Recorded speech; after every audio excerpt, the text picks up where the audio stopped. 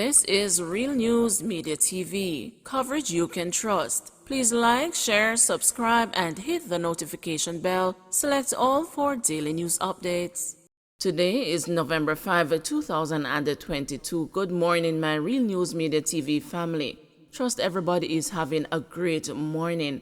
And in the news for this morning, Norwood under curfew after 2 men are killed in house fire. A curfew has been imposed in Norwood, St. James, following the discovery of charred human remains in a house in the community. The curfew in the community, which is a zone of special operations, is effective 7 p.m. Friday to 6 a.m. Monday.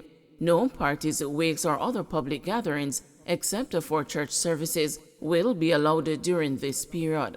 The charred remains of what appeared to be 2 adult males were discovered by the police in a 4-bedroom concrete house in Hendon, Norwood on Friday morning. It has been reported that the police received information about 8 a.m. that the house was on fire at the Norwood address.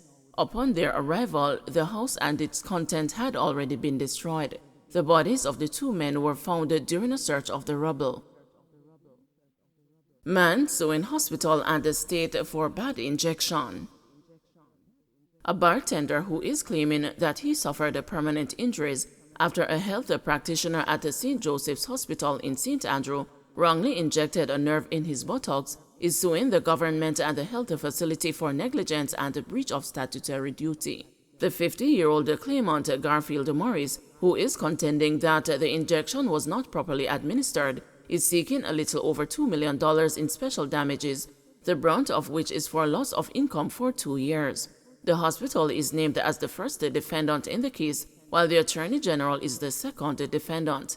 The case went before the Supreme Court on Tuesday, and the plea and case management hearing was scheduled for March 16, 2023. In his claim filed from November 2014, Morris alleges that on or about October 19, 2012, he visited the hospital and was administered an injection. The claimant is contending that the servant and/or agents of the defendants negligently caused and/or permitted the needle to touch a nerve in his right buttock, resulting in him sustaining injuries, loss, and damage. Morris reportedly suffered a 17% whole person injury as a result of the wrongly administered injection. According to him, the injuries have limited his ability to perform full-time as a bartender. He further avers that his job involves the lifting of heavy tools and equipment, prolonged standing, walking, and bending, which continuously aggravate his injuries. Morris also contends that his competitiveness in the labor market has also been reduced. The claimant is being represented by attorney-at-law Lance Lamy. Man held in suspected phone-stealing ring to seek bail. An alleged player in a suspected phone-stealing ring, which was recently discovered and more than 200 devices recovered, will be seeking bail when he next appears before the Kingston and the St. Andrew Parish Court on November 18. Shawnee Latchman, who was nabbed on October 5, is charged with unlawful possession of property. On Friday, when Latchman appeared in court, his lawyer, C.J. Mitchell, informed the judge that he plans to make a bail application on the said date. The suspected phone-stealing ring was uncovered by police while investigating the alleged theft of a phone from a victim in St. Catherine on October 4. Tracking technology led investigators to a house in Tavares Garden, St. Andrew. During a snap raid, some 200 phones, 9 laptops, 11 tablets, and an undisclosed number of ATM cards, 6 television sets, and the lead sheets were reportedly found.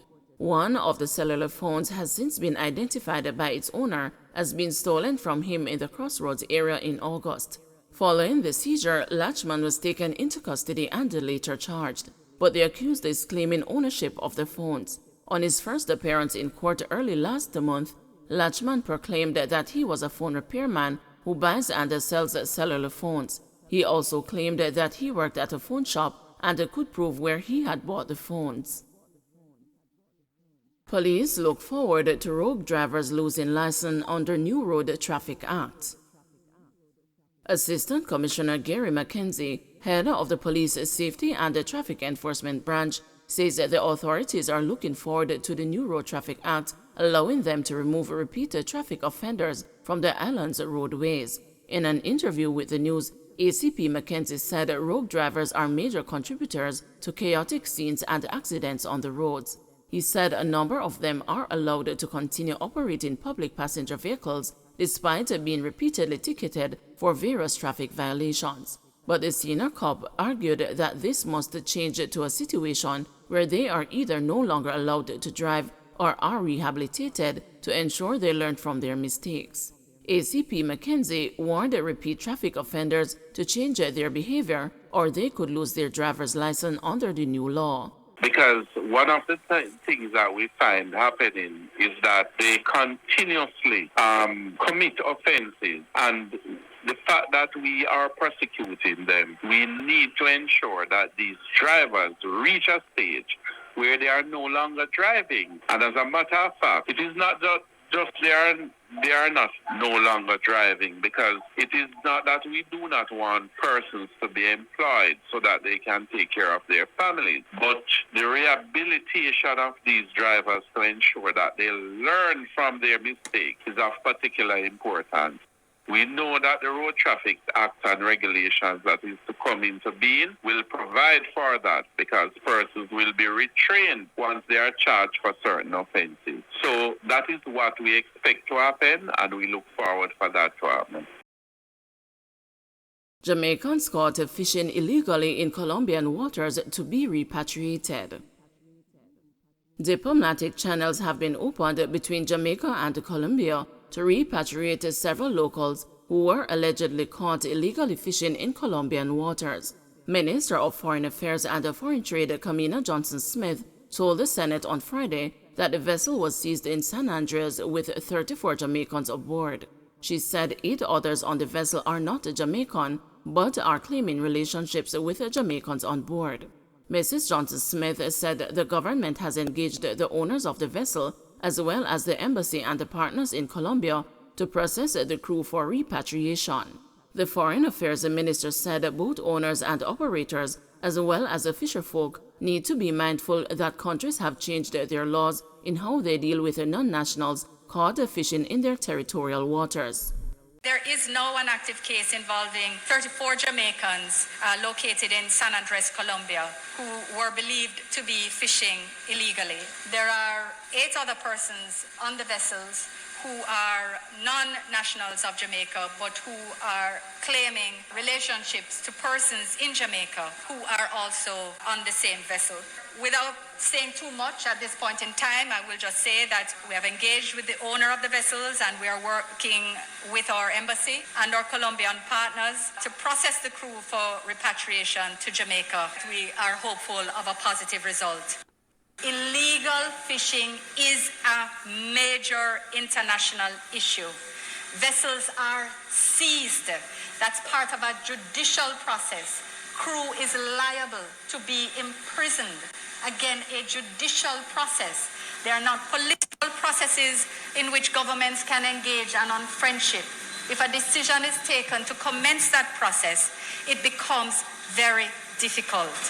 I want to call on our boat owners and operators and the captains of these vessels to fish responsibly in our water, not only for damage, but for loss and seizure, and more importantly, for the care and protection of their crew. It is not responsible to send people's children out on the high seas without consideration of the risk and the protection needed, and to simply, when they fall on distress, say, well, the government must. You have a responsibility as well. Probe launched after fetus found in sewer at a KPH. A probe has been launched into the discovery of a fetus in the sewer at the Kingston Public Hospital. The fetus was found by a maintenance operator around 7 o'clock Thursday evening as he was cleaning the sewer underneath the basement of the hospital. The fetus is believed to be around 3 months gestation. Errol Green, Regional Director at the Southeast Regional Health Authority, said a high-level probe is underway and the hospital is reviewing its security footage. The matter has also been reported to the police. Mr. Green said the fetus could not have been there for more than a few hours before it was discovered, since the sewer system is cleaned daily. He appealed for anyone with information to speak with the police, as he reiterated that the hospital will leave no stone unturned in the investigation. Don't forget to like, share, subscribe, and hit the notification bell. Select all for daily news updates.